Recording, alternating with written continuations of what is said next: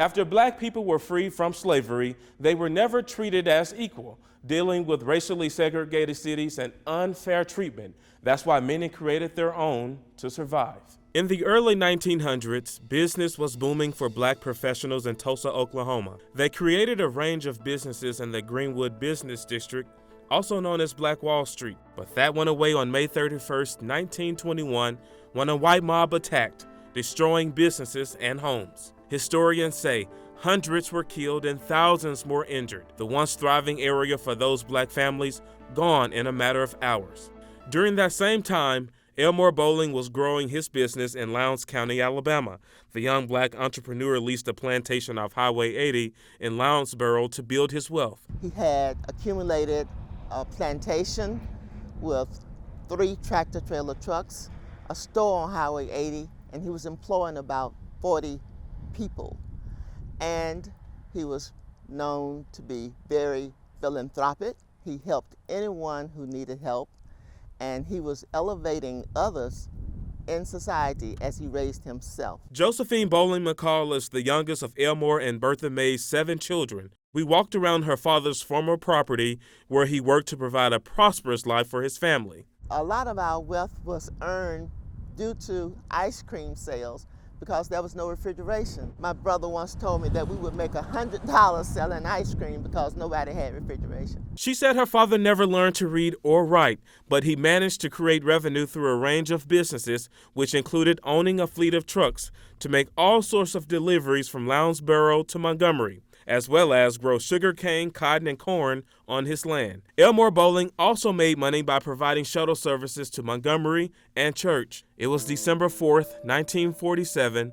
Bolling McCall's life changed. She was 5 years old at the time. My father had been shot 6 times with a pistol, once in the back with a shotgun. Her father was lynched by a group of white men after confronting him near his general store. We actually heard the shots when my father was killed because his truck was pulled into this entrance right here.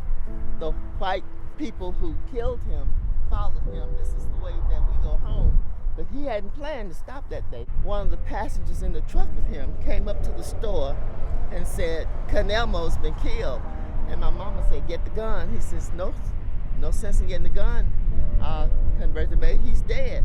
But we got the gun anyway, and we walked down here to this site, and this stitch right here in front of me is where my father was lying with his eyes open, deceased. Elmore Bolling was just 39 years old. When it comes to the history of Lowndes County, civil rights historian Kenneth Mollenaux described it as brutal. He says this area was once known as Bloody Lowndes County. It is as equally evil back in the bad old days as Birmingham or Selma ever were. Racial terrorism took place 100 years before 1965 or more, probably 140 years.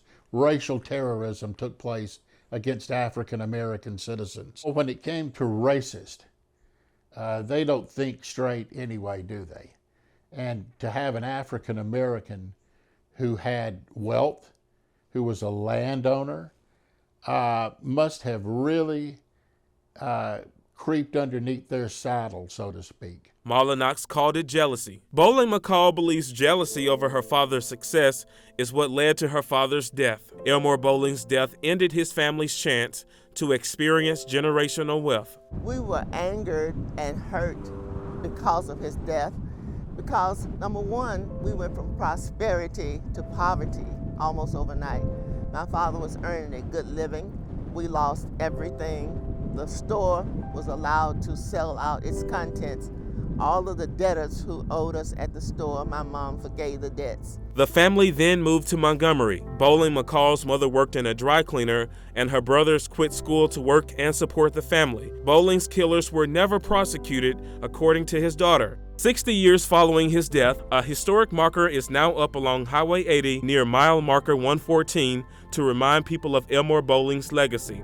Soil from where he was killed is in a jar, now a part of the Equal Justice Initiative in Montgomery. Josephine Bolling McCall was the only one of her siblings to get a college education.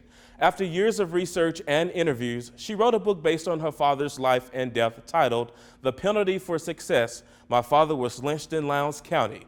She also founded the Elmore Bolling Foundation, the historic Lowndesboro school built in 1883, which once served black students, is now a part of the foundation. Federal dollars will be used to restore the school. It will be used as a service center for people in that community. I'm Fred Davenport.